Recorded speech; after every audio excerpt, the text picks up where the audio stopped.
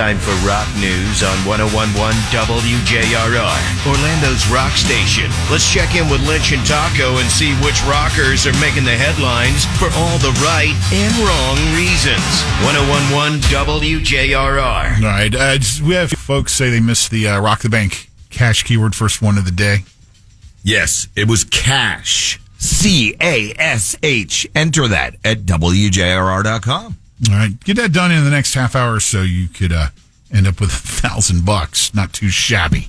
I like how you're using our new cameras to tape this segment. Mm-hmm. And then I realized as I kicked my feet up on the chair, as normal protocol, look at what else is in that picture. Actually, I don't think it's in the frame. Oh, the Apple there? No, yeah. I'm looking at the monitor over here. As I have our split screen. Now it is. Few bites left you on want the to grab apple. a bite of that as I I'll wait. get going I'll with wait. rock news? Have a little snack? That was a good crunch. All right. You all remember last Friday morning, right out of the gates, I had told you, watch this story. And less than 24 hours later, unfortunately, my suspicions were confirmed when we got the news that Alice in Chains have canceled all of their shows for May.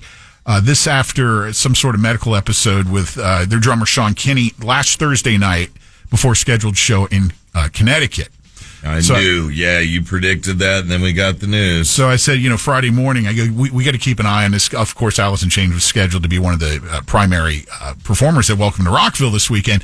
Then we find out, later in the day, they have canceled all their shows to tend and focus on Sean Kinney's health issues, which, by the way, they have not gone into any details. I do not blame them one bit. It's none of our business. No. But they said it was a non-life-threatening situation, and the long-term prognosis is good. So that's what matters here. Yeah, give him and them their privacy. I get it. Congratulations, David Draymond from Disturbed. Dave's getting married again. Oh, really? Proposed marriage to his girlfriend on stage Friday night in Sacramento, California, during the second to last song of Disturbed set at the Golden One Center, right prior to The Lights, which was part of their ongoing tour this year. He brings Sarah Yulee out on stage. Dave pulled her close to him and said into the microphone, do you want me to read the mushiness here? Oh, my God. Sarah, my love. I'm cringing already. You have made my life so much better. You are the light in the darkness for me. I love you more than anything I have ever loved in this world, and it would be the absolute pinnacle of my life and my existence. He then reached in the right pocket, pulled out a tiny box, opened it before getting down on one knee, and he continued, Sarah Yulee, will you marry me? And Sarah quickly nodded yes. And then he said, wah, wah, wah, wah, wah. Monkey sound. Shortly thereafter. Congratulations on the pending nuptials. See that guy up there making the monkey sounds? That's my fiance now. There's going to be a Creed car in the Indianapolis 500 coming up Memorial Day weekend. What's the reasoning? I think it's cool, but what's the reasoning behind that? The band has teamed up with Meyer Shank Racing for the number 60 Honda. The car will be piloted by Swedish driver Felix Rosenqvist and will feature a striking logo bearing the Creed emblem against a blackened papaya background. It looks pretty cool. That's awesome. So I don't know if you're into IndyCar racing or not, but if you're into Creed, you'll undoubtedly be pulling for the number 60 Honda for that race coming up in a couple of weeks. The legacy of CBGB will live on. New Rock Festival taking place in Brooklyn in September. Iggy Pop and Jack White will headline the one-day event. It's going to be at Under the K Bridge Park in Brooklyn, September 27th. Also, in addition to the headlining sets by Iggy Pop, which, by the way, is his first New York show in over a decade. All right. The lineup will also have on it the Sex Pistols featuring Frank Carter, Johnny Marr, Marky Ramone, The Damned, Gorilla Biscuits, Melvins, and a few others. So that's kind of cool, as CBGB will live on in the form of a music festival.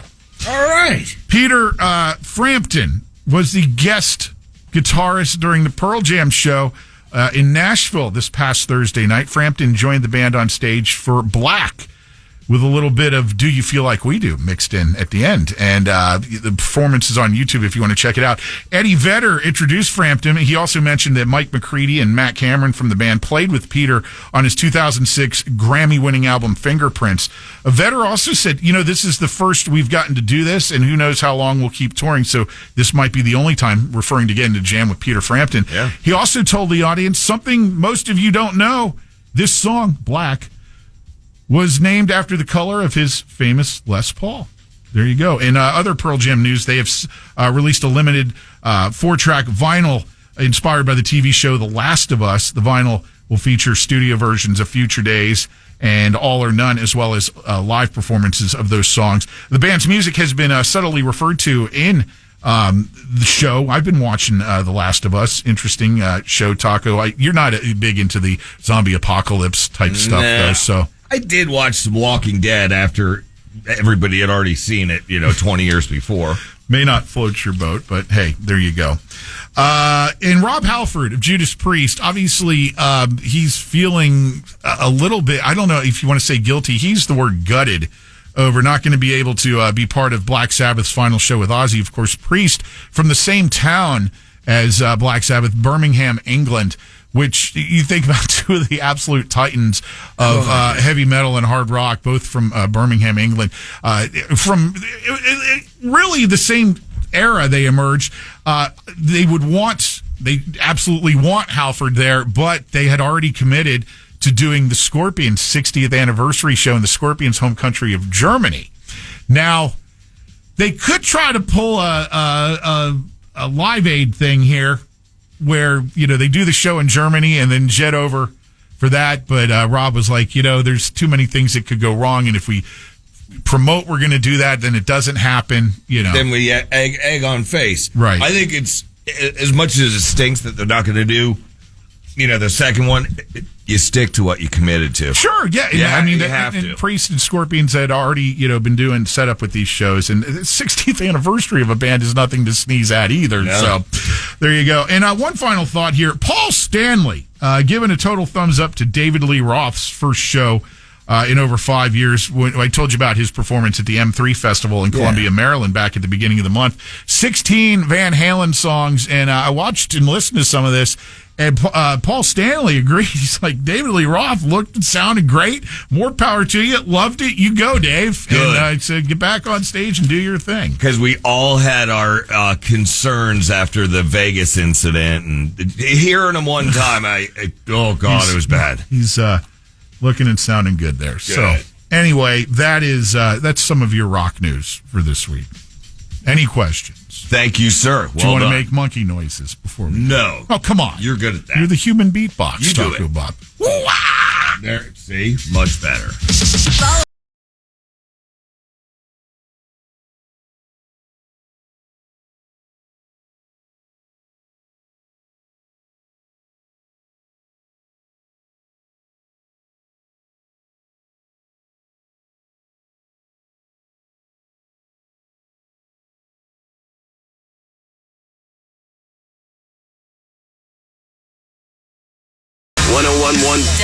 WJRR, Orlando's rock station.